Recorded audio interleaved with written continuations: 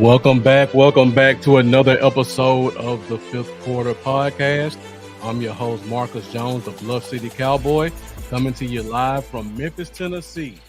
And football is officially back. We've had our first preseason game for the Dallas Cowboys, and we are two more preseason games and 3 weeks away from real NFL football. So I'm super excited tonight to talk to you guys about some actual football. Got a lot to talk about tonight. A lot of interesting things that came out of week one's game. I'm still waiting to get Dak and Lamb signed. So we're going to keep our eyes and our ears open for that. And until we get to that point, we are going to discuss the players that we currently have on this roster. So because this show airs in the middle of the week, there are a lot of great content creators out there give you guys a lot of great Dallas Cowboys information. So I decided today to do a different spin on how I'm going to discuss the preseason game. So I decided to go with my panic meter. So basically, based off of the game on Sunday, the game was mostly backups. The starters didn't play. So based off of the performance of the backups that we saw, I'm going to give you guys my panic meter on how far away we are at those positions. 1 would be we need to go out and find someone right now. And 5 would be I think we're good at that position for the regular season from top to bottom. Surprisingly, there were no ones. There were a couple positions that were close, but there were no ones that I found based off watching the game. So definitely got a lot of football to talk about. I've been working on trying to get my all 22 video clips in a way that's presentable and clear and concise, because you can post on Twitter and you can pretty much just go from your phone. But when I do it on the show, I want it to be a little bit more clear. So I'm still working on that. I think I finally got it figured out. So hopefully starting next week, I will be able to put all 22 footage up on the screen so that we can kind of talk about players and what we see. And you guys who just enjoy watching the game can see it from the same perspective of someone like myself who loves going back, watching a clip from all 22 different angles, seeing exactly what happened. Because I can promise you, I've watched the game 4 different times from 3 different angles. And every time I watched, I noticed something different. And my perception of certain players changed from good to bad and from bad to good based off of what I saw in that all 22. So if you're not watching all 22 and you don't know what you're looking for, sometimes you can really miss out on how a player is truly performing. So hopefully starting next week, I will have that up. So I'll be canvassing the group within the DC4L page, and I'll try to ask you guys, is there a certain player you want to take a look at, or is there a certain play you want to take a look at, or just a position group in general? How does that look? So hopefully we'll have that ready to go next week. And luckily, week 2 is normally the kind of dress rehearsal game, so we will be able to see probably every position from the starters to the backup, except quarterback and probably running back. But we will get to see everything in between. I see the views are growing pretty quickly, so thank you guys for joining us. Before we get started, I would like to ask for you guys to please share this broadcast. Share it to your personal page if you so desire. Also, share it to your favorite Facebook group. I know this is blasting live in the DC4L group and my personal Bluff City Cowboys group. But if you think there's another Cowboys group out there who needs to hear what we're going to be talking about, please share this video to that group. And also, if you're not watching from DC4L, make sure you find them on Facebook, DC4L, join the groups. A lot of great dialogue, a lot of great discussions, a lot of giveaways. It's a safe space for Cowboys fans. We have about 17 people on the admin staff, and everybody's active. So we don't allow hate speech. We don't let arguments get too out of hand, because we know healthy debate is always a good thing, but we don't do name calling. We don't let people go too far with the arguments. And um, again, admin team's great. The ownership is great. Be sure to check those out. Also, DC4L is on YouTube. So if you get a chance, go over to YouTube, hit that subscribe button, hit that bell. And while you're at YouTube, go find me at Bluff City Cowboys. Even if you don't watch from there, just to help me get my numbers up, go over there, take a few seconds, hit that subscribe button, help me on my path to getting to 1,000 subscribers. And I'm going to put my YouTube link in the comments. So at any point during the show or after the show, if you guys could just hit that link for me, hit that subscribe button, I would greatly appreciate it. All right, so we're 7 minutes in. Views are still going up. If you're watching, please get in the comments. Let me know who you are, how long you've been a Cowboy fan, where you're watching us from. This show is fueled by the fan base. We love fan interaction. You guys are some of the best, most knowledgeable fans out there. So we definitely love to hear your questions and comments about what you saw as well. Okay, so let's go ahead and get into it.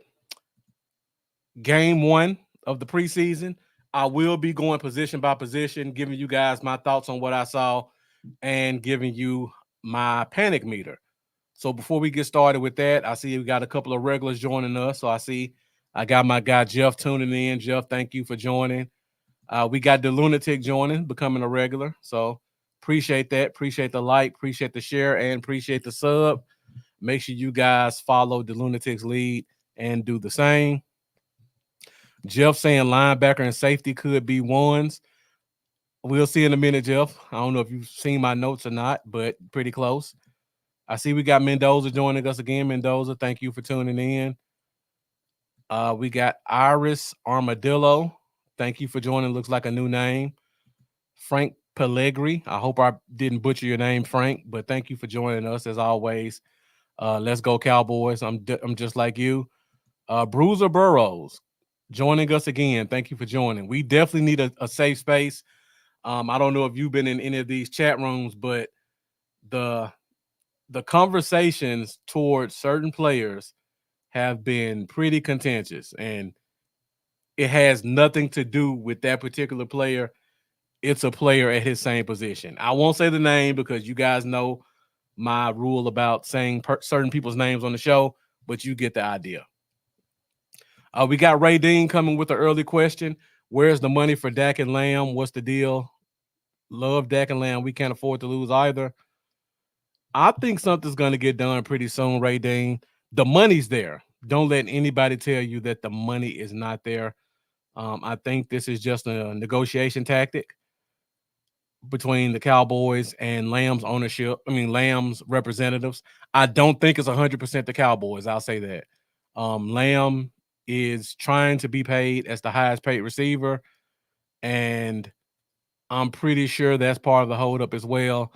They're trying to come up with the numbers to get him as close as possible because Dallas does not like resetting markets. They never have. And I think it's the same thing with Dak also. Only problem is Dak has a whole lot more leverage. So that one's going to be a lot more difficult to resolve. Sally Prieto asked the same question. Anything been done on the CD contract? Nothing's been done yet. CD got his first big fine for missing the preseason game. So he's about $1,200,000 in the hole right now in terms of fines. And fines cannot be waived under the new collective bargaining agreement. So more than likely now, whatever that contract was, they're probably trying to add back in those fines to make him whole. So just stay mindful of that. Hopefully, just wishful thinking, I don't think we're going to see a second fine being paid or being assessed. So fingers crossed. Victor Vega, I didn't say a name, Victor. You came up with that conclusion yourself. I'll just leave it at that, but you guys know who I'm talking about. We got Carl Studel. I hope I didn't butcher that name, Carl. Joining us from Maryland. 40-year Cowboy fan, so definitely appreciate your support. You've been there through the bad. You've been through the good of the 70s, the bad of the 80s, back to the good of the 90s, and then the mediocre we've been dealing with for the past 15 to 20 years. So you've seen it all, Carl. Billy Barrow, new name, joining us from Texas. Thank you for joining. Got another Mississippi boy. I'm from Mississippi also. North Mississippi. That's where I'm from also, Michael Mills. So thank you for joining us. I didn't say the name, but I see the comments are already starting to go off about a certain player at a certain position. Victor Vega, love the Zimmer defense so far, definitely. Brandon Robertson, another Cowboy guy. Alex Ivan joining us from the West Coast. Thank you for joining. Got from the West Coast to the East Coast with Frank joining us from Miami once again. And I think we pretty much hit everybody. Bruiser's been a fan since 87. And we got Chris Wright from Alabama, Jeff Clark from Kentucky. I like to give everybody a shout out. I know it takes a while, but if you guys are going to take the time to join me on the show, I'm going to take the time to at least give you a shout out if you get in the comments. If I can get to it. I won't get to everybody, but if I see it, I'm going to get to it. Charge it to my head, not to my heart if I don't. All right, so let's get the show going. Olga Jimenez joining us, fan since the 80s. And Carl asking a question, what do you think about all the interceptions first preseason game? I'll put a pin in that one, Carl. When we talk about the secondary, I'll come back to it. But definitely going to get some ones and twos once you get to that level. So let's go ahead. 13 minutes in. Preseason breakdown, game one. Like I said before, I'm not going to go through the full game, but I am going to go through every position. And the way I'm going to do it is I'm going to give you guys my panic meter to let you know, based off what I saw from these backups, how I feel about that position. So let's go ahead and kick it off, and we'll start on the offensive side of the ball, and we'll start off at the running back position. Now, this one is wrong. That's right. My mistake. 1 is we need help now. 5 is we're good. I know a lot of people are going to be at about a 1. And as I go through these, let me know what you guys think in the comments. Where's your panic meter? 1 means we got to get somebody here right now. 5 means we're good at that position, probably one of the best in the league. So for the running backs, we didn't see Zeke. Royce Freeman is still out with injury. Deuce Vaughn, technically he's at wide receiver right now, but I put him with the running backs. And we saw the returning people, Rico Dowdle, Malik Davis, Hunter Lipke, and the newcomers, Snoop Connor, Nate Pete. So I put the panic meter at a 2. And I see Bruiser Burrows has it at a 2. Jeff has it at a 1. So the reason I put it at a 2, for one, I haven't seen Zeke yet.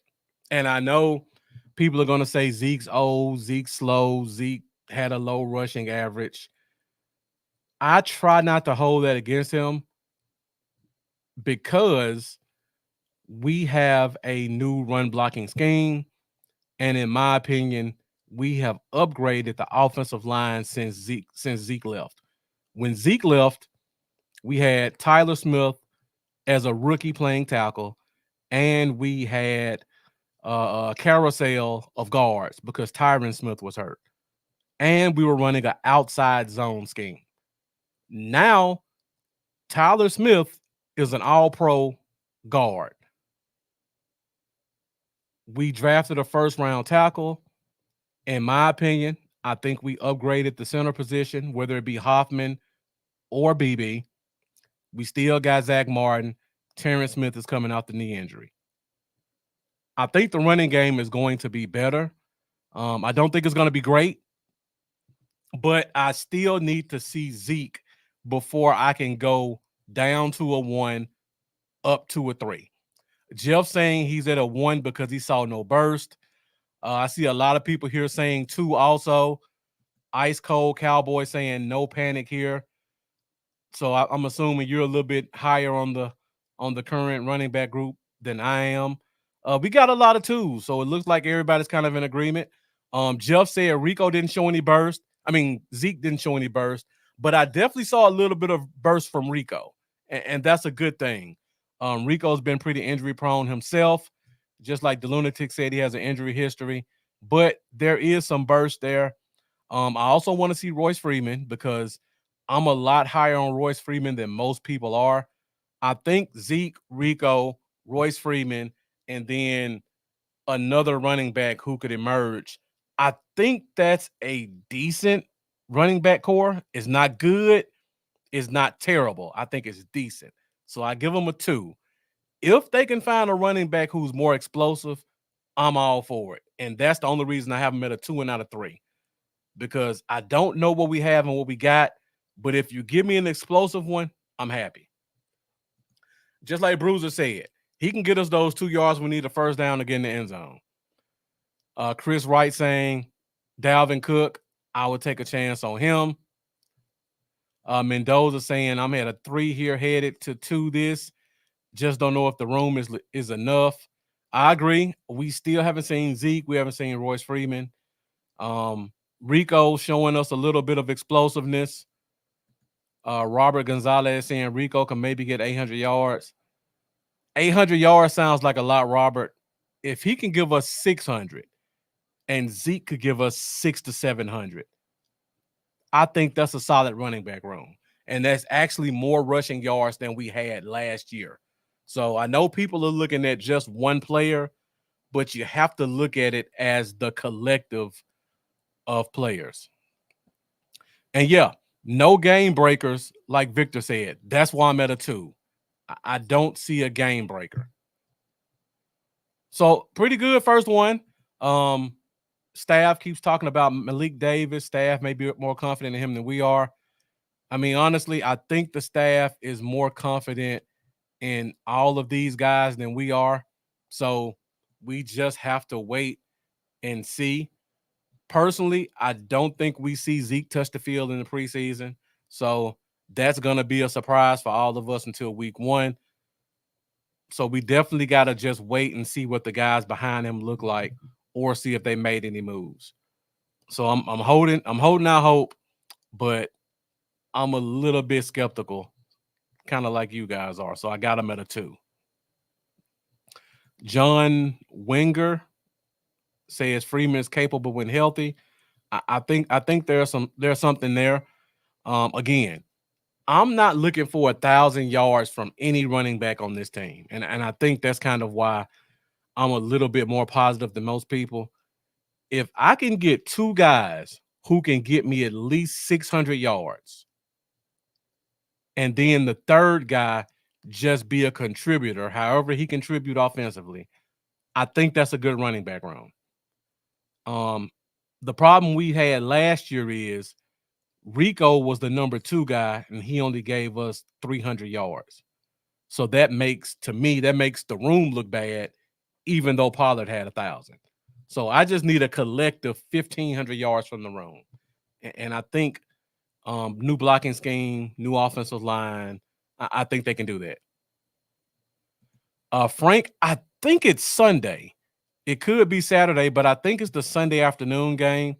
Carl saying I believe it's Saturday. Like I said, I think it's the Sunday afternoon game, but we can definitely check. Somebody will check it at some point in the show, and please put it in the comments so that we can all know for sure. The lunatic saying Josina Anderson reporting Dallas trading for defensive lineman Jordan Phillips. Well, we'll definitely talk about defensive tackle in a minute. So I'll put a pin in that one also. And I think Jordan Phillips is a humongous defensive tackle, if I'm not mistaken.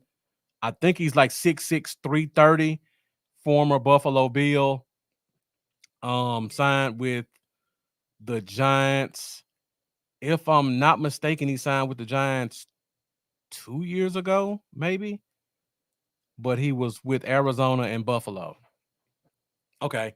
Everybody's saying it's Saturday. So thank you guys. Be on the lookout on that for Saturday. Now, Victor, I think Deuce may be hurt. That may be the reason why he didn't play. But yeah, that's definitely something they can do. Use him in the screen game, stuff like that. Take advantage of his quickness. All right, let's go to the next position. The next position we're going to go to is offensive line. Now, I was torn on offensive line. When I put this show together, I had it at a solid 4 to 5. Once again, 2 all pros at guard. Got 2 new centers that are gonna bring a physicality to your team. We got a first round pick at left tackle, Terrence Steele coming off the injuries. Then you look on the bench, you had Idoga, you got BB or Hoffman, so you're good there. You got TJ Bass, and then you got Asim Richards. Overall, that looked like a really good group when I first did this analysis. But then we got the news that Chuma Idoga broke his foot and he's going to miss the first 4 to 6 weeks. I'll get to your comment in a second, Ryan Solo. I just saw it. And I'm with you, Ice Cold Cowboy. When Chuma went out, I know the fans didn't like him, but that's your swing tackle. That's almost as important as a starter. So now that we don't know who our swing tackle is, it makes me a little bit wary because as much as I love Tyler Guyton, we don't know what he is. Terrence still dealing with the injuries. If heaven forbid one of those guys goes out, I don't want to see Matt Walesko or Josh Ball or Sim Richards play tackle.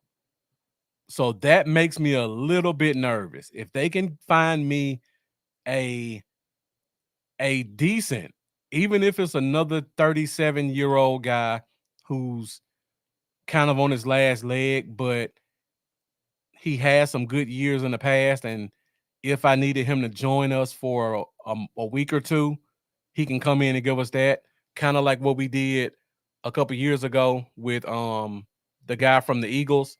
If you find me a tackle like that, this shoots back up to a 5. But right now, without seeing our tackle position get resolved, I'm a little bit concerned about that. So I got it at a 3, almost a 4. And Bruiser, yeah, that's the other thing. Confidence is very big in offensive lines. Thank you, Jeff. Jason Peters. Guyton's going to get a big test week 1. Let's hope he holds up to it. If he doesn't, you definitely don't want to see Matt Walesko over there because he did not look good, in my opinion, in week 1. So the starters, I'm good at. It's just that swing tackle position that has me concerned. And for me, the swing tackle position means a lot. So I'm assuming this is official. We got some live. We got a live news report from the Lunatic. The Cowboys have traded for defensive tackle Jordan Phillips from the Giants. There's a pick swap of 6th-round picks for 7th round. And it's the second defensive trade in as many weeks for Dallas. I'm going to let you guys know right now, this is a really, really, really good trade. Jordan Phillips was a former 2nd-round pick. I believe he started his career off in Buffalo. And this kid is massive, 6'6", 330. He's a legitimate day 1 starter, even though he wasn't in New York. So this move is going to make my defensive tackle panic meter jump 2 spots, not 1, 2. And I'll tell you why when we get the defensive tackles. Jordan Phillips, I'm really excited about this move. This move is one of those moves that could be along the lines of Brandon Cooks last year. I think getting Jordan Phillips on this team is going to have a major impact on the trajectory of our defense, because now our 2 biggest positions were we didn't have a true space eater on the line, and our linebackers weren't experienced. We solved the linebacker problem. We just took care of defensive tackle. So this is going to look really good week 1. I just want you guys to know that. And hopefully I can do a breakdown of Jordan Phillips at some point so you guys can just get an idea of what type of player we're getting in here. And just like you guys said, Carl Studel, we swapped some draft picks. Yeah, great trade. Definitely going to help us out. Position of need. From what we saw Sunday, he came at the right time. Just shored up the defense. Took one from the division rival.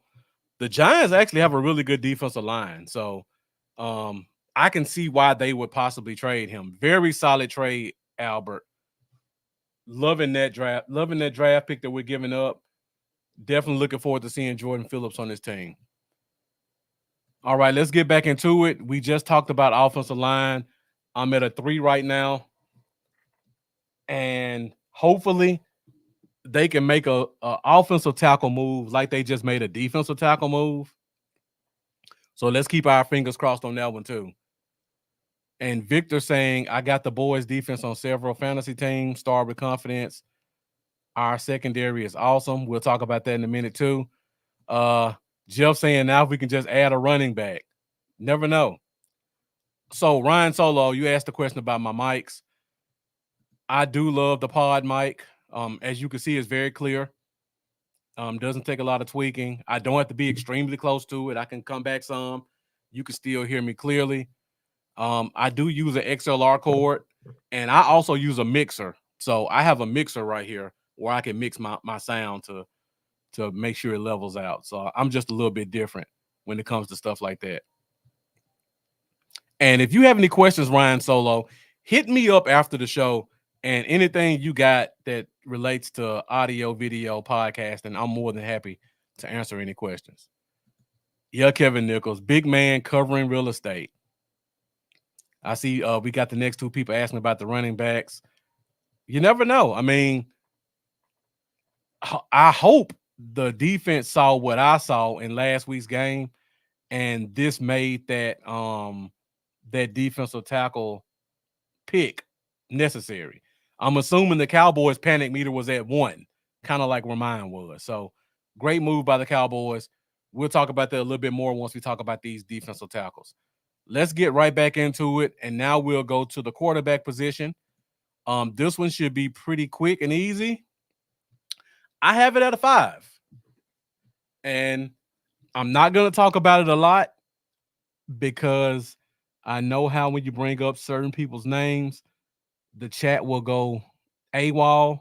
So I'm just going to say we have a starter. We have a good starter. We have a good backup. We have a decent number 3 quarterback. And I just leave it at that. Whether or not the number 3 quarterback performed well or not, hopefully we should never see him in a game. But for a number 3 quarterback who's going to be the emergency quarterback for probably the entire year, I'm not even concerned about him. We have a all-pro starter. We have a backup, and Cooper Rush is the backup, by the way. We have a backup who's capable of winning 2 to 5 games if something happens. Now, if you flip-flop 2 and 3, my panic meter starts to slide down a little bit. And the Lunatic says, other than no extension for Dak. Now, if you're talking about next year, I'm concerned. But Dak's a professional. Dak's trying to get paid. Dak's going to play this year. So I'm not concerned about this year panic meter. If you're asking me for the future, the panic meter probably drops all the way down to 1. But if you're asking me for this year, based off what I saw in week 1 game, Cooper Rush coming in for 1 drive, being efficient, throwing the deep ball, which he's not known for, and moving the offense, he gave me exactly what I expected. I would have loved a touchdown, but He only gave me one drive, so he gave me everything I wanted except for the touchdown. So I'm pleased with that. Good starter, good backup, number 3 project, like every other team in the NFL. I'm not panicking at all. Add Bailey. I'm assuming you're talking about the JJ McCarthy injury that just broke today. Vikings may want to back up like Cooper Rush to come in and compete with Sam Darnold. If Sam Darnold struggles, probably be their starter. You never know. So you definitely got to pay attention to that because I think the Vikings are going to be active in the next week for another quarterback. And I'm pretty sure if you look around the league, Cooper Rush is a top 5 backup quarterback in the NFL. So if they are looking for a quarterback, he's going to be on a very short list of guys that teams will covet. Frank asking the question, do I believe Lamb will sign? I'll say this, Frank. It doesn't matter whether or not CeeDee Lamb signs. He's going to be on the active roster week 1. And the reason for that is because if NFL players who are under contract do not report for week 1, they do not get credit for that year. So what that means is whatever his contract is right now, it will roll over again for next year. So he'll be going through the same situation next year. He'll be another year away from hitting free agency, and then they can still use 1 or 2 franchise tags on him. So even if they don't get the contract done, he may miss the preseason. There is absolutely no way he misses week 1 of the season. Because if he does, then he's going to have to go through the same thing next year. And NFL stands for not for long. You can't sit out in your prime and then expect to get paid top dollar no matter what you look like last year. Because the NFL is what have you done for me lately? Now, if a team comes in and offers a king's ransom for a trade, that could be something we could be concerned about. But in terms of Lamb not reporting to the team week 1, that's definitely not going to happen. He's going to be here. Definitely going to be here. Jeff saying, I don't see Cooper going to another team just to be a backup. You know, if a team offered Cooper $10 million to come in and compete for a starting quarterback, Jeff, I think he'd be gone. Because right now he's making 1 to 2. So if they want to say, you know what, we like Sam Darnold, but we don't think he's our guy. Cooper Rush, we think you could be our guy, and we're going to pay you the lowest possible starting quarterback money in the NFL, which would be $10 million. That's still more than he's made his entire career. That would be the only way. And again, Cooper Rush is a top 5 backup quarterback, so the Vikings will have to come off some serious draft compensation to get him also. So that's two prongs you have to worry about to seeing Cooper Rush possibly leaving this team. Ice Cold Cowboy saying who gives in first is the question. Lamb's definitely going to give in first. His deadline is week 1. If he wants to get paid this year and he wants to have a chance at free agency, he has to show up week 1. Tim Estabrook saying, I wish Jerry would pay this dude and move on. Preaching to the choir, Tim. We're all on the same page. Kevin Nichols saying CD isn't going to lose all that money over sitting out. 100% agree. Because remember, CD's made good money by our standards, but by NFL standards, he's only made about 10 or $11 million so far. He's not going to miss out on a 1-year, $17 million payday to try to get a bigger payday next year. He's going to come here, make that big money now, in hopes of getting the bigger money later. Sitting out gives him no incentive. So he's going to be here week 1. We just have to weather the storm. Hope these other receivers continue to progress so that when Lamb finally comes, they can kind of help us transition to him getting back in shape to becoming the receiver we expect him to be. And the lunatic saying, yeah, Rush's base salary is 2.25, but he has a cap hit of 2.8. Like I said, if someone wants to offer him 8 to 10 million, he's not going to turn that down. I think a deal is done by week one, like Parsons said. I agree. Week one, deadlines make deals. Jerry Jones says it all the time. He knows Lamb has to be here by week one. And if Lamb wants to touch the field with a contract, he's going to get something done by then. I don't think he would like to be on the field making 17 million this year. So I think they're going to find a way to find a middle ground. And like the lunatic said, and we'll move on, he may be ticked off, but he'll definitely be playing this year. So no worries, we're going to see CeeDee Lamb. So we talked about all that. Let's go ahead and go to our next position, which is the wide receiver position. So looking at the wide receiver position, of course, CeeDee Lamb didn't play. Neither did Brandon Cooks, Jalen Tolbert, Kevontae Turpin. Now, if you look on the list, the top 4 receivers, in my opinion, did not play in this game. And my panic meter is at a 3, close to a 4. Because one, we just went through this full CeeDee Lamb talk. I'm not concerned about CeeDee Lamb being there week one because I think he will be. I think the problem is, and this is something that Amanda Foster pointed out to me in our group chat, whenever players hold out a training camp, when they return, because they have to kind of crank it up in a short period of time, there's almost always a soft tissue injury that you have to be concerned about because guys are not letting their bodies warm up through preseason and training camp. So Lamb's literally going to go from 0 to 100 if he doesn't come back until week one. And there's probably going to be some soft tissue injury that will occur.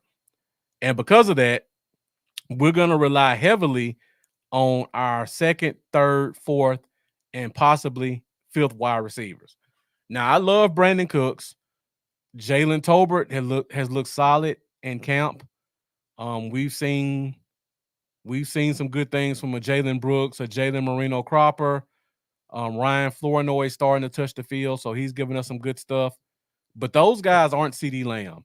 And if CeeDee Lamb goes out and the pecking order starts to go up where Cooks has to be the 1, Tolbert has to be the 2, you're relying on Brooks or Marino Cropper to be your 3, 4, then I have some real panic because I like our offense, but without CeeDee Lamb, it's just not the same. So my panic meter is at a 3 because number one, CeeDee Lamb isn't there. Number two, when he returns, if it's too late, I think there's going to be either some slow playing or a possible soft tissue injury that occurs. And number three, we don't have an established third or fourth receiver because I have full confidence Brandon Cooks is going to return to number 2 receiver status this year.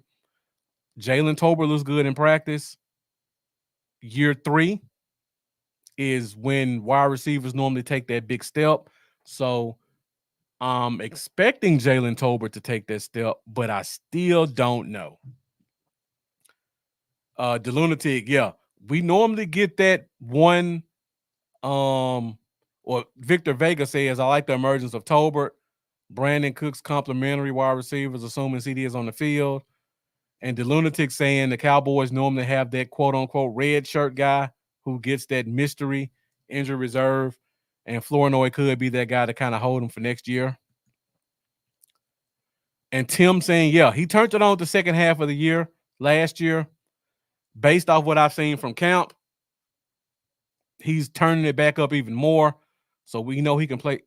Cooks didn't play, but we know he can play ball.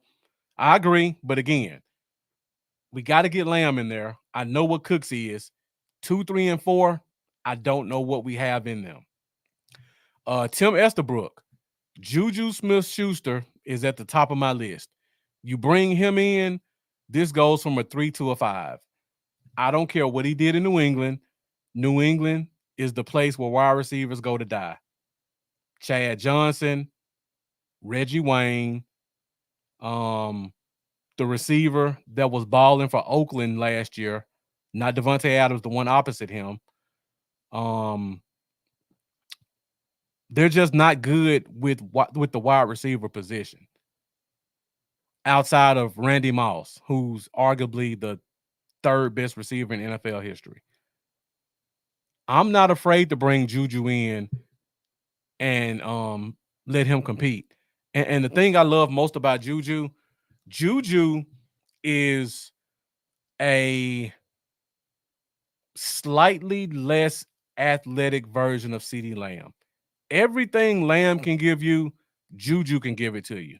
So if something happens and Lamb is out a week or two, I think you can plug in Juju in the slot and you're going to have a drop off, but it's not going to be enough to where you have to rely on Cooks to be a number one guy.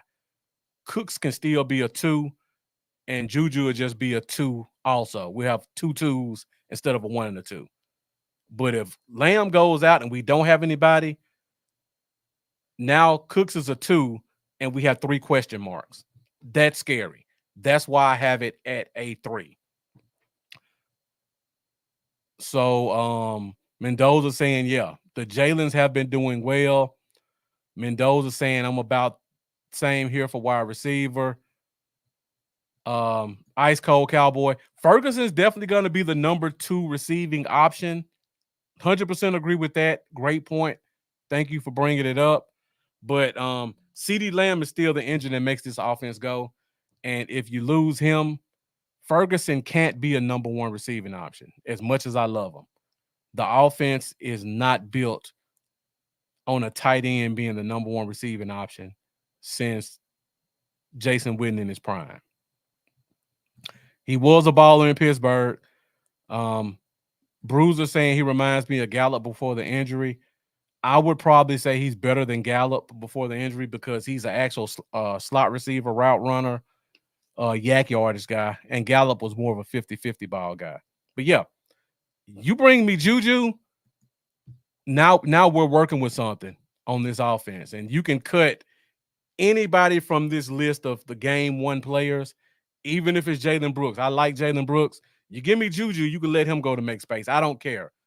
Bring me another proven weapon. All right, so we brought up Jake Ferguson. Let's go to our last position on offense, and then we'll move to defense. So tight end position.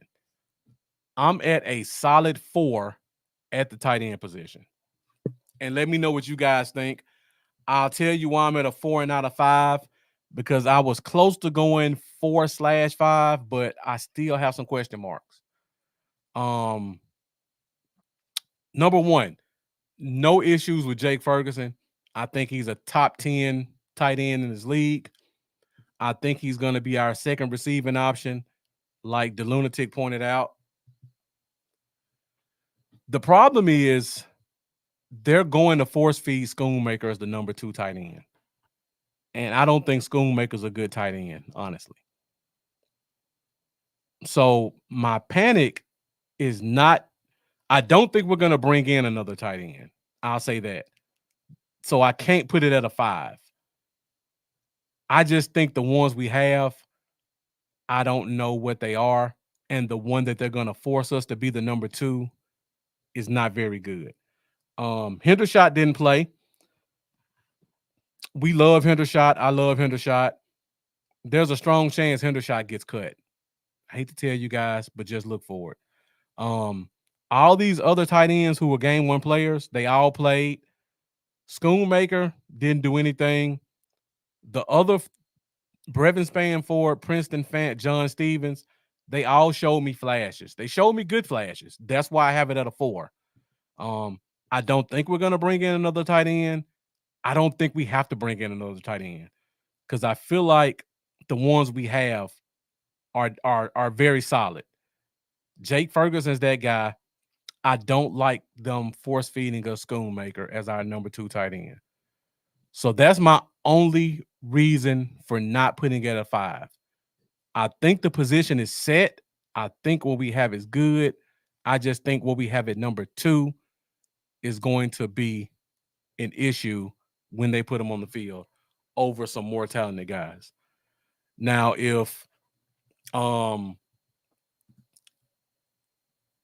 some reason the offense gets smart and they see how good Princeton Fant looked last week, and they see how athletic John Stevens is, or they see how Brevin Spann-Ford is an all-around tight end, and they let one of those guys be a 2 or 3, I feel a lot better about the tight end position. But I just feel like they're going to throw Hendershot in our face, who, while he's extremely talented, he makes a lot of mental errors.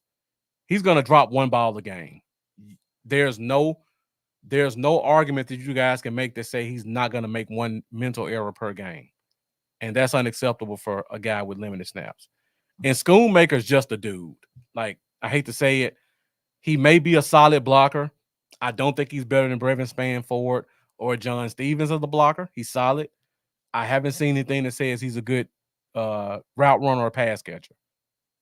But him or Hendershot are going to be your number 2 tight end, and that gives me slight panic. Carl saying, I think Schoon is a fullback type. I agree also. Unfortunately, like I said, they will not use him that way.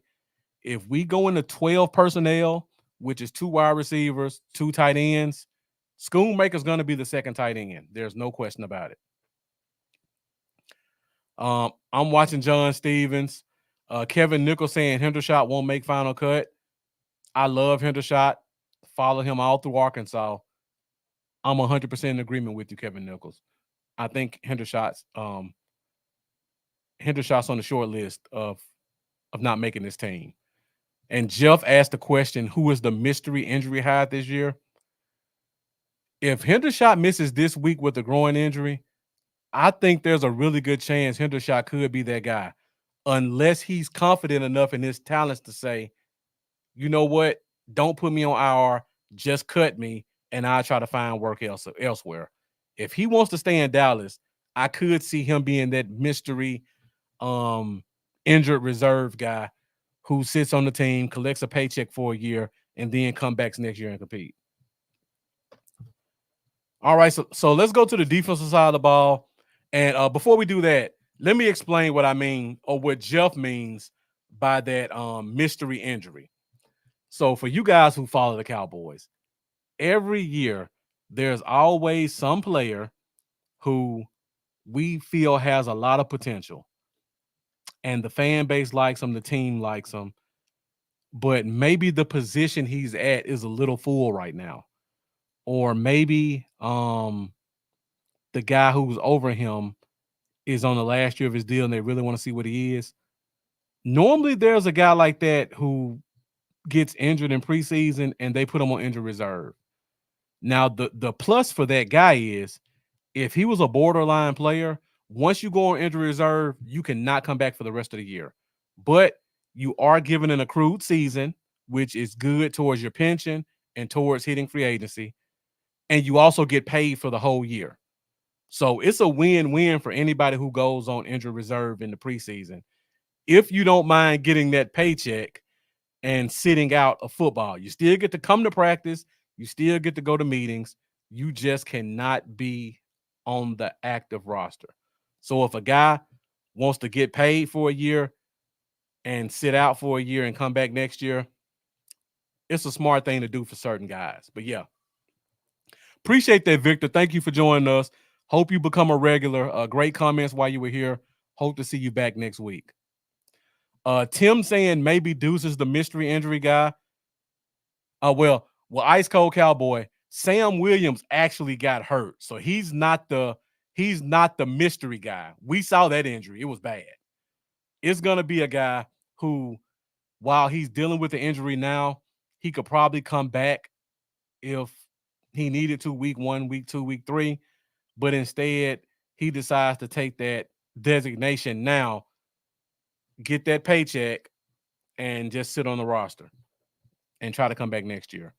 Deuce is a very good option because honestly, and I said this a couple of weeks ago, there's not a lot of teams who need running backs right now.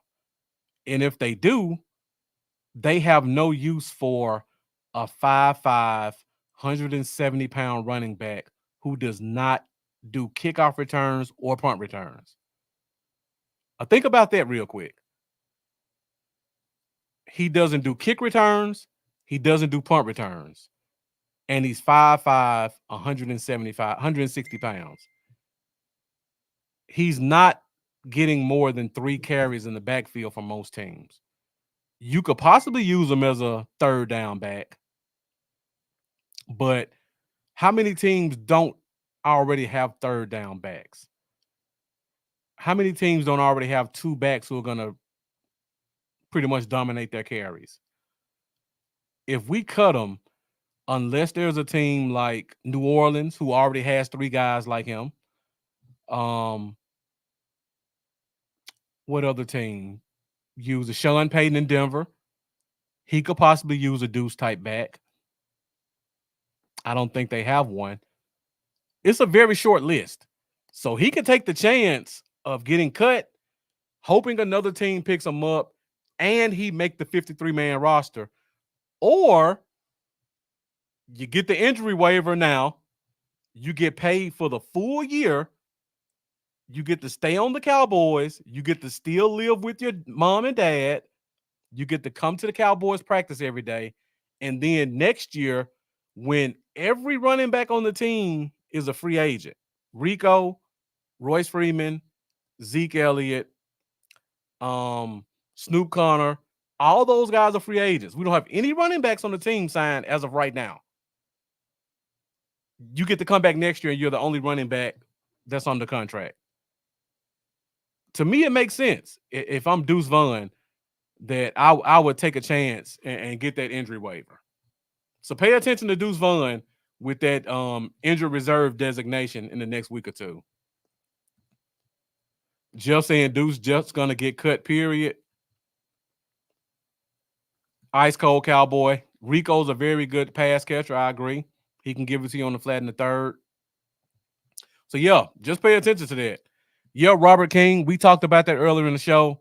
6'6", 330, former second-round pick, veteran defensive tackle. We were all super excited about it.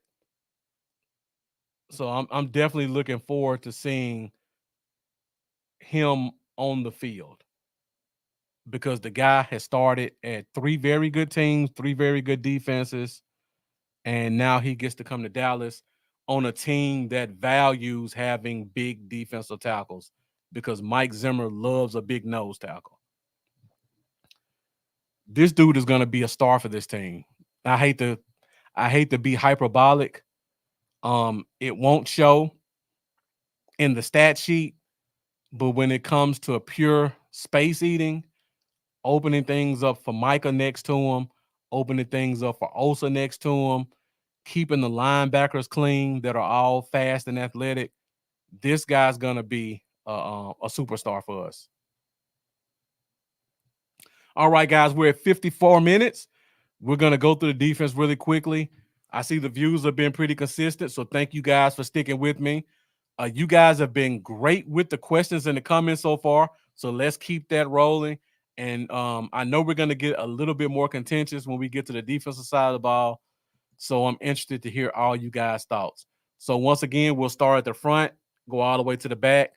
So we just talked about Jordan Phillips being signed. So I went in while we were talking, I went in and changed my panic meter. I had my panic meter at a 1 at first. You guys saw the game. It's pretty self-explanatory why I had my panic meter at a 1.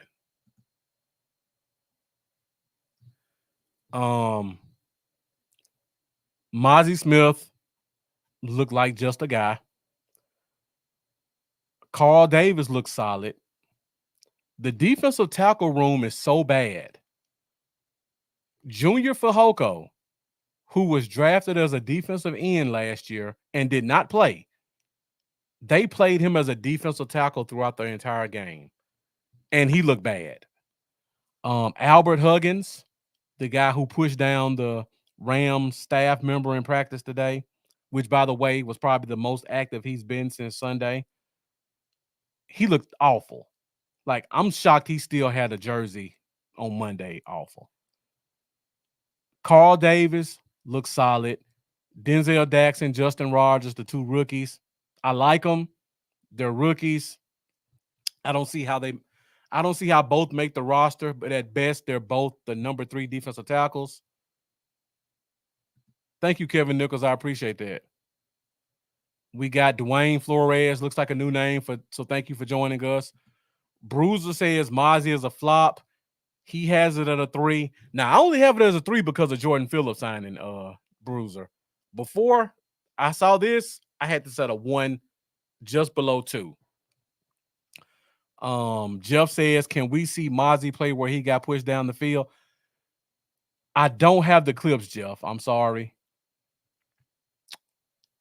You know what? Let me see if I can find it. No, I got too much going on. I don't want to take a chance of getting kicked offline. But I will post it online, Jeff. So just check my page later on after the show, and I will post that clip. I may post it next week. I'm sure we'll probably see another clip next week of Mozzie getting pushed down the field. So just come back next week. But yeah, none of our defensive tackles look good. And for me, when I look at defensive tackle, especially the nose tackle position, we need a heavy rotation of 3 guys because most of those guys are usually so big, none of them can play more than 40% of the snaps. So that means no matter who you got, if a game has 70 snaps in it, all your nose tackles are going to play at least 20 snaps.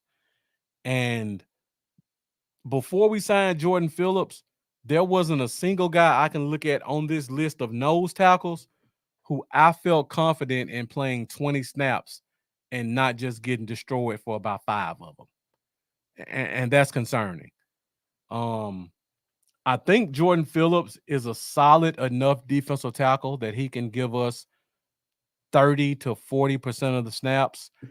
And then the other 60% is going to be spread between a Carl Davis, another veteran who I think is solid, Mozzie Smith, who you just got to cross your fingers and hope he doesn't get pushed 10 yards back, and then possibly a guy like a Justin Rogers. So I like the rotation at nose tackles down. So they definitely got to get some push. They need lots of reps. But the problem is those guys are so big, they wear out quick. You don't want a nose tackle playing 40 snaps in a game, Johnny Dan. They just aren't built for that type of endurance and taking on constant double teams by 2 guys who are 330. It's a tough position, and you got to have a couple of guys who can hang in there. Now, the other reason I had this as a 1, I love Osa. I think he's a great player. We don't have a guy who plays behind him that can give us some penetration, who can be a solid 3 tech. Now, the thing I like about the Jordan Phillips signing that takes it up to a 3, don't be surprised if you see Mozzie Smith playing the backup 3 tech behind Osa. So now you got Osa at the 3. You got Mozzie behind him. At your nose tackles, you got Jordan Phillips, who's 330. You've got Carl Davis, who's 330. You've got Justin Rogers, who's 330. And if you happen to have some extra snaps left over, you can throw Mozzie Smith in there. So this gives us 2 things. Number 1, it puts Mozzie in a position where we don't have to require or demand he take on double teams, which is a good thing for him. Number 2, we talk about the weight problems or him not putting on weight, him losing a bunch of weight. Now that we bring in Jordan Phillips, The Mozzie Smith weight issues aren't as big because now we have three guys on the roster who are all 320 and up: Jordan Phillips, Carl Davis, Justin Rogers. Whether you like them or not, they're big D tackles. Mike Zimmer loves big D tackles. All three of those guys are pretty much immovable when you put them at nose. Now Mozzie doesn't have to play that spot. So if Mozzie's at 310 right now and he just can't gain any weight, 310 is a good weight for a 3 tech. So you could put him at 3 tech behind Osa and he could be okay. On top of that, Osa plays a lot of snaps. Osa's a 60 to 70% snap guy. So that means now you only have to worry about Mozzie Smith for 15 to 20% of the snaps because Chauncey Golston is also going to play some 3 tech as well. So now you limit Mozzie snaps, which is going to make him a more explosive player. You're not worried about the weight issues, and he gets the chance to be a backup without having the pressures of being a starter taking on double teams. So this Jordan Phillips move is multi-layered towards helping this team and making Mozzie Smith a better player. But Jeff, I agree. You don't want a first-round pick playing backup, but sometimes you got to deal with the cards that you're dealt. And if we can make Mozzie Smith and a better player by putting him as a backup, we just got to accept it, call it what it is, and hope they don't make the same mistake again. So Jordan Phillips is going to be a great move for this team. He does so much for the defense that I just talked about. And I'm looking forward to seeing how this thing goes once we get him here and how this thing goes. Carl saying is where you work, not where you were drafted. Is where you. I'm assuming you mean Mozzie Smith getting drafted as a nose tackle, and I'm saying he should be a backup 3 tech. I'm assuming that's what you mean, Carl. Let me know if that's what you mean. But I think this move makes a lot of sense. Like I said, Jordan Phillips is going to play a lot of snaps. He's a legitimate starting nose tackle. Carl Davis is a veteran. Justin Rogers is a rookie, but now you put him behind two vets. He can give you 5 or 10 good snaps. Move Mozzie to 3 tech. You could have a situation, Jordan Smith, Mozzie Phillips. That's a big defensive line in the inside, even though Mozzie isn't as big as we want him to be. Makes a lot of sense. Very good move. Panic meters up to a 3. I wouldn't be upset if they brought in another defensive tackle, particularly a 3 tech. But as we are right now, I'm okay with the nose tackle position. And this does help Mozzie. So that's a good thing. All right, next position. Defensive end. Now, defensive end is at a solid 3. It's only at a 3 because Micah Parsons and DeMarcus Lawrence are Pro Bowl level players. Everybody else is a question mark. Actually, we just cut Shaka Toney, so you can scratch him off the list. I love our 2 starters. We have our swing edge and Marshawn Nealon. I like him. I didn't when we drafted him. He's grown on me now. Tyrus Wheat, who was here last year, he played a lot more than what fans remembered from last year. And I think his snaps are going to go up even more this year. I don't know if that's a good thing or a bad thing, but it's going to happen. Again, love our starters. Backups are decent. You can throw Chauncey Golston in here. You can throw Junior Fehoko in here. Parsons, Lawrence, Nealon, that's a good 3-man rotation. The reason it's not a 4 or 5, because outside of those 3 guys, I don't know what we have. So I would love to see one more veteran, pure pass rushing defensive end brought on this roster.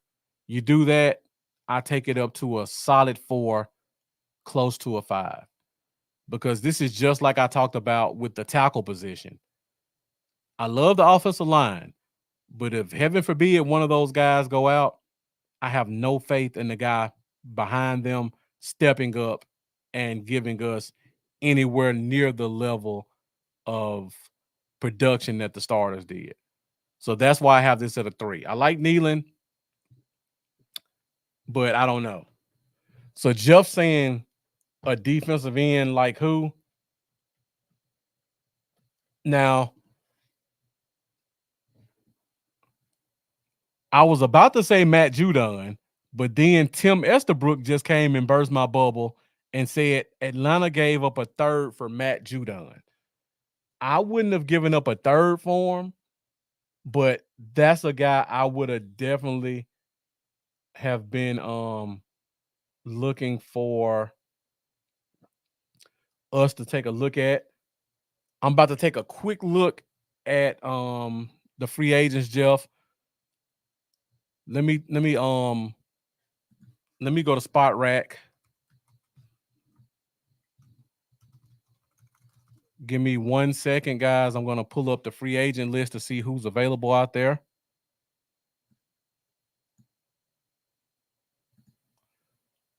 So we can all kind of have an idea of what players are actually available for this team to look at. Now, this is just a free agent list. This is not what's going to happen. This is not what's going to happen when we get to cuts. All right, so I'm going to go to a defensive end. We're going to go to unrestricted guys. So let's take a look at this list really quick. Are these guys unrestricted? Give me 1 second. I'm trying to maneuver through this list really quick.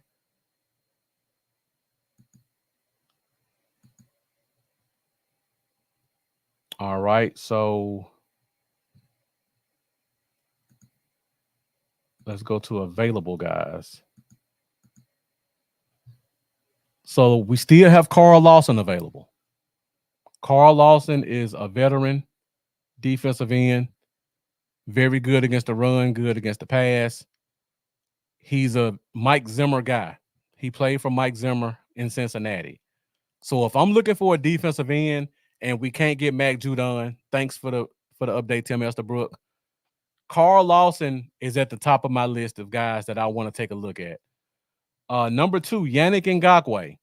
If you're looking for the pure pass rusher guy, Yannick Ngakoue is probably the guy you want to look at. He can be similar to the guy we brought in the trade from Miami, Robert.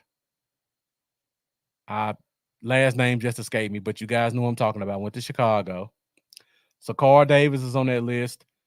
Shaq Lawson is another guy on the list I'll take a look at. Charles Harris. That's a name a lot of Cowboys fans may not know. Former Missouri Tiger. So I always like Missouri defensive ends. Robert Quinn. Thank you, DeLunatic. Yannick Ngakoue, Charles Harris. Charles Harris is going to be just a pass rush specialist. That's all he's going to give you. But he gives it to you well. Tyus Bowser.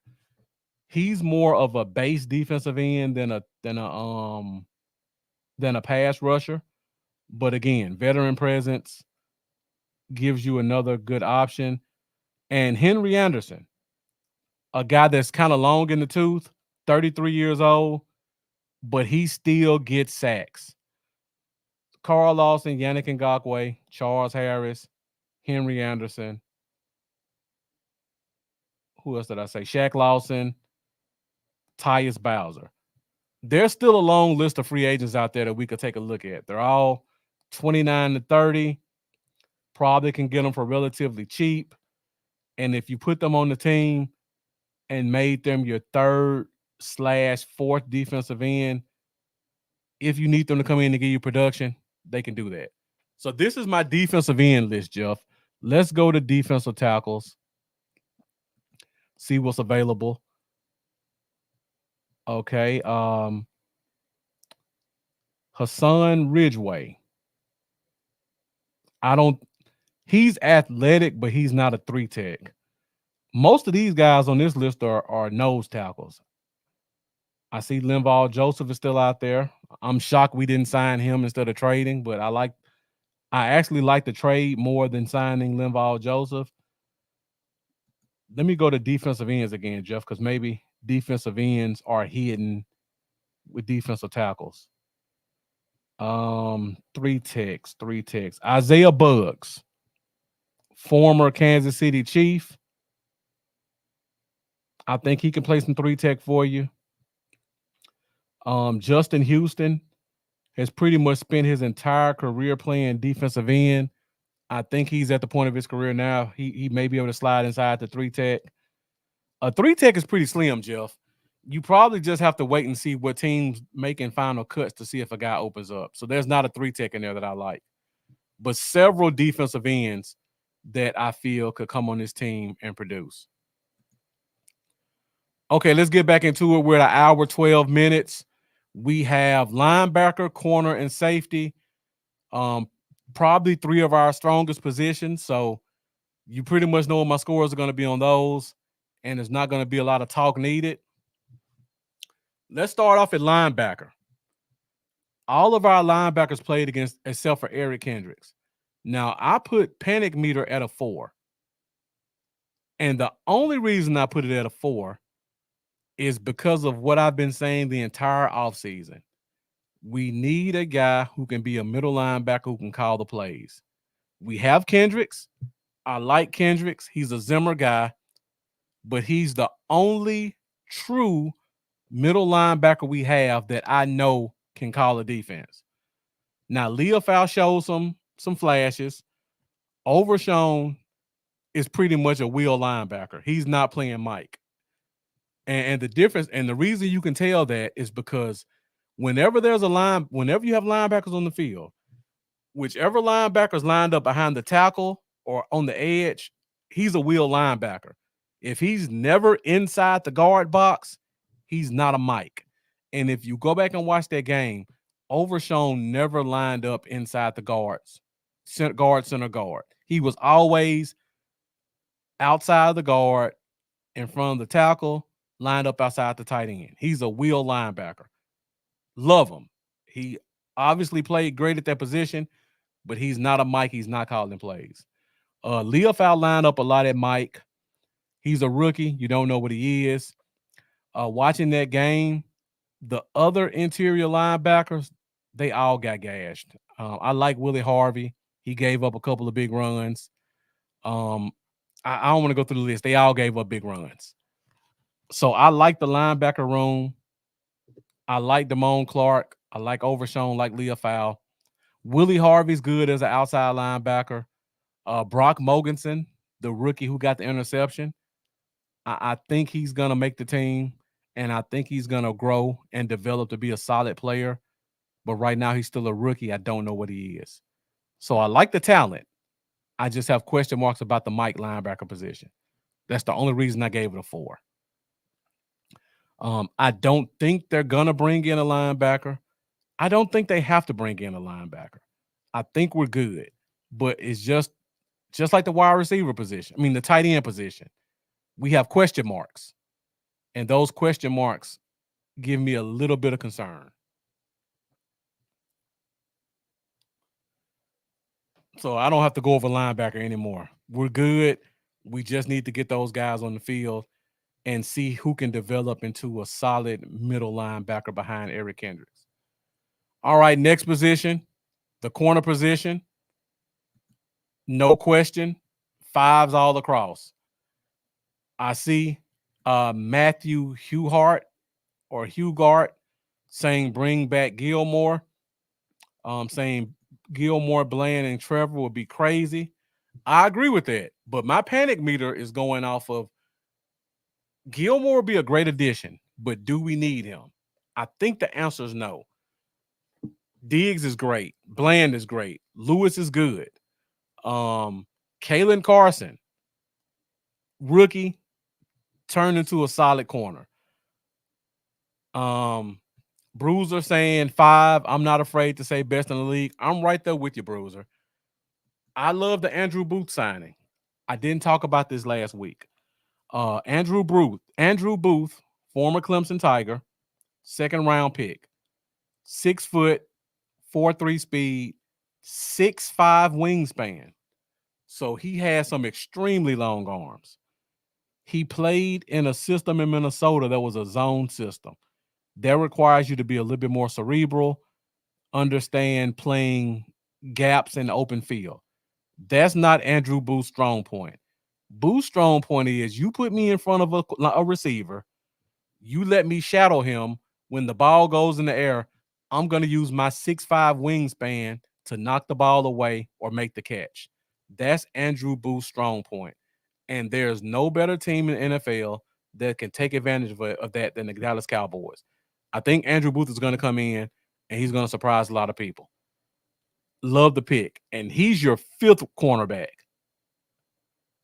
Your 5th cornerback, former second round pick, who's the prototypical man corner. Throw in Kalen Carson. We don't know what Mukwamu is, but right now he's your 5th, 6th corner at 6'4", and has given us some good flashes. The cornerback room is set. The cornerback room is solid. I didn't even talk about Eric Scott, former 4th round pick from last year.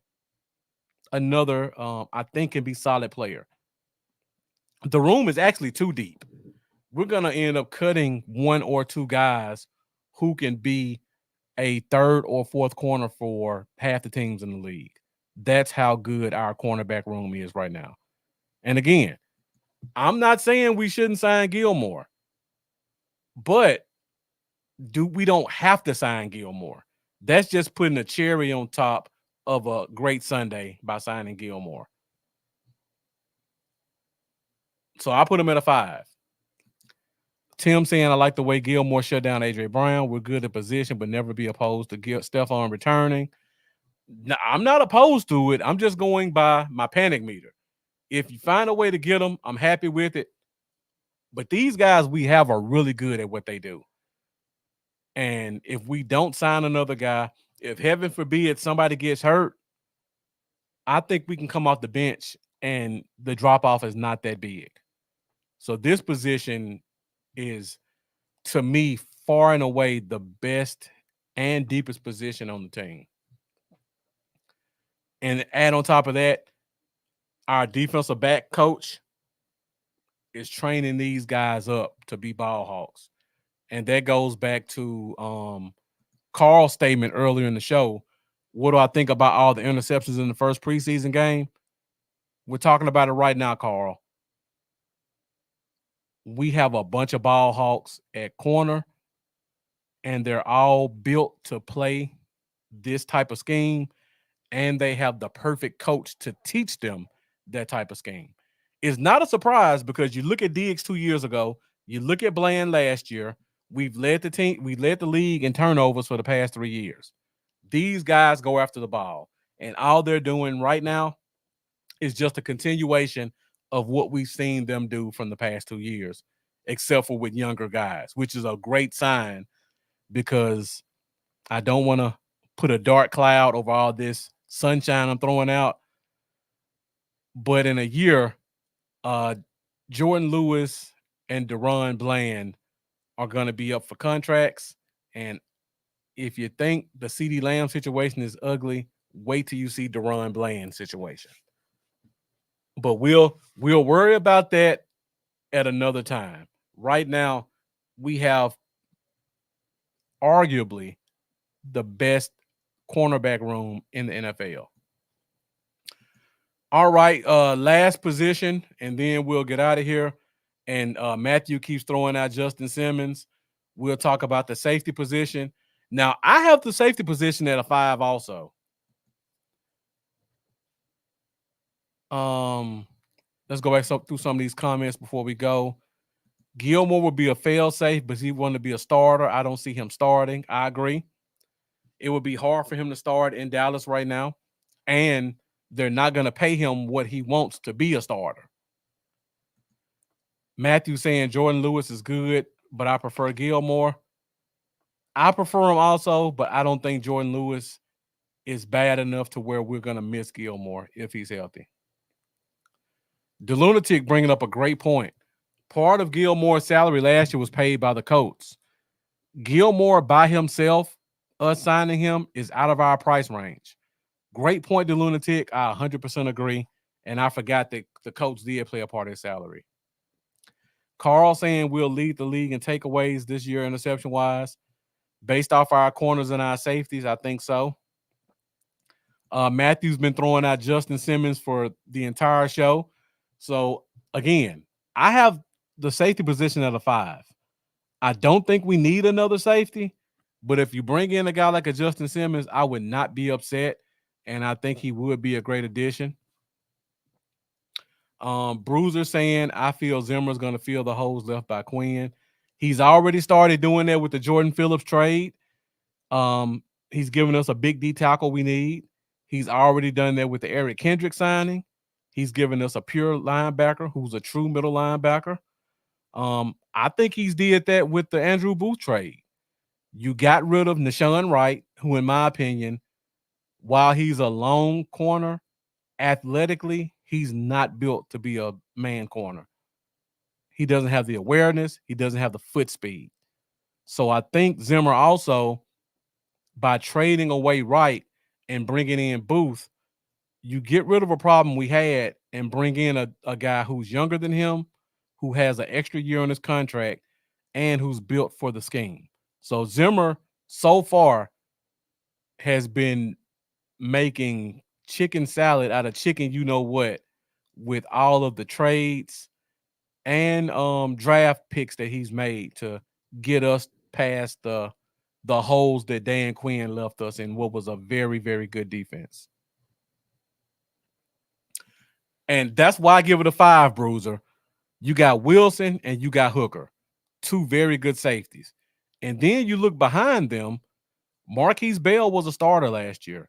He probably could have been a starter at safety if needed be. You've got him as a 3rd safety. And then you got Wanye Thomas, who a lot of fans think should be a starter. The coaches have hinted around to him being very talented and pushing for a spot. So you've got 2 solid starters. You've got 2 very good backups. Everybody is good in the pass game. And surprisingly, all 4 guys are good in the run game as well. So now you add another element on all 3 levels with your safety position. You bring in a guy like Julius Wood, who's an undrafted guy, but ended up getting an interception last week. He's a Donovan Wilson clone, except he's a little bit better in coverage. You've got a very good, solid safety room with young, talented guys. So another position that's right at a 5.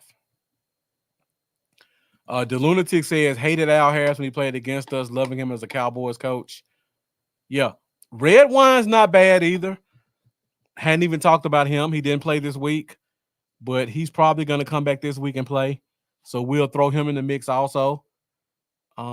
This room is so deep. He's pretty much competing for the 5th safety spot.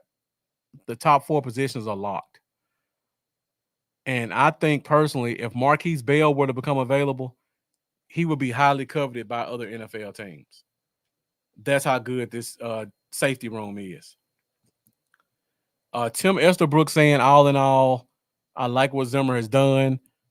Just hoping another solid DT is made available. I think we're good at nose tackle, Tim. I would like to see another 3-tech, but I think Jordan Phillips, Carl Davis, throw in one of the rookies.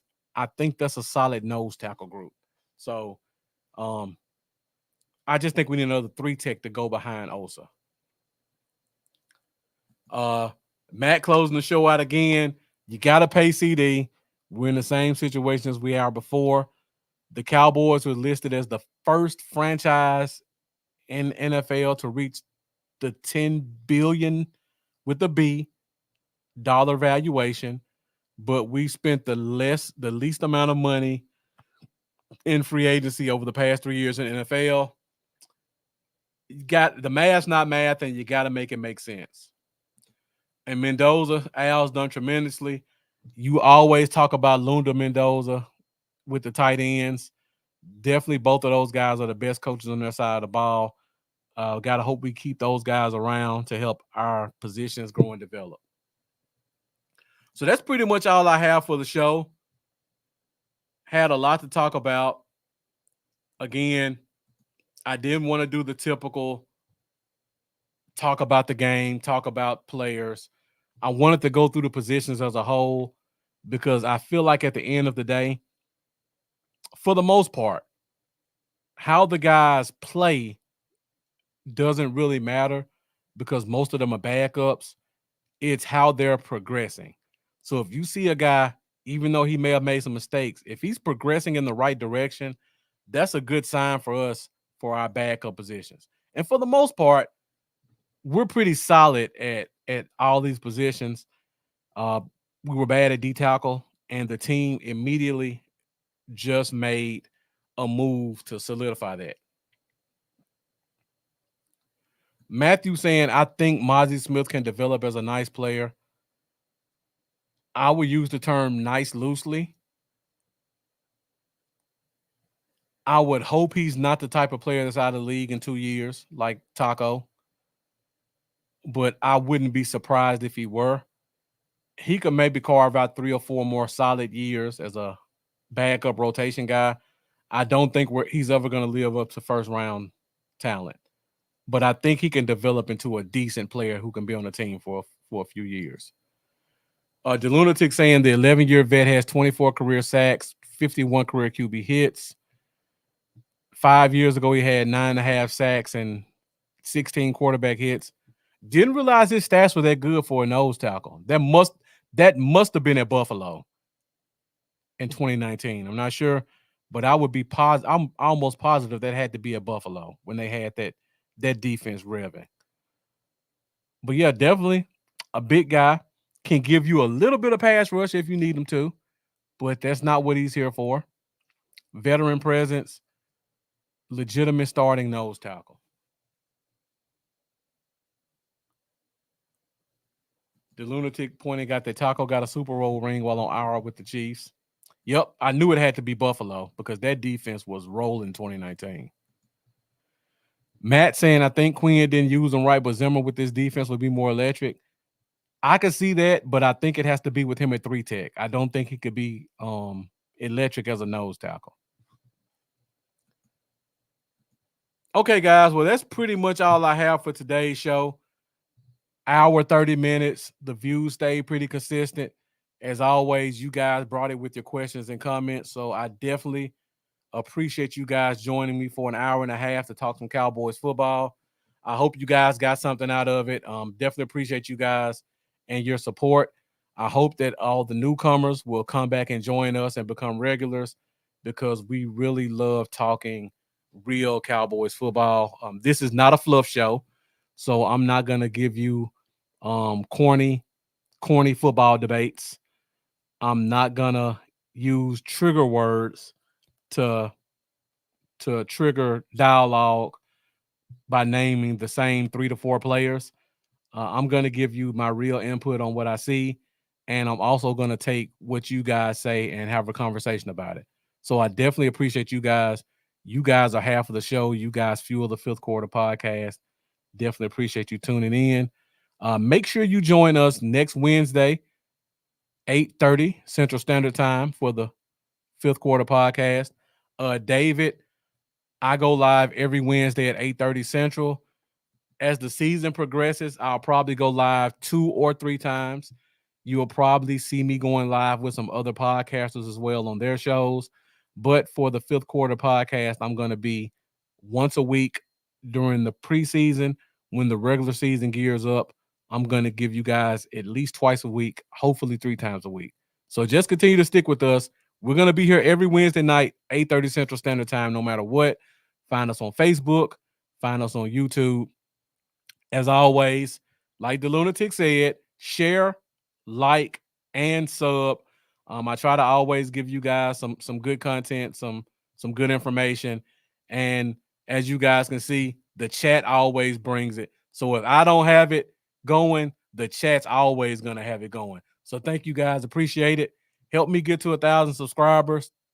See you guys next week, 8:30, where we will break down week 2 of the preseason. I'll probably bring my panic meter back out to see if it goes up or down based off of what we see.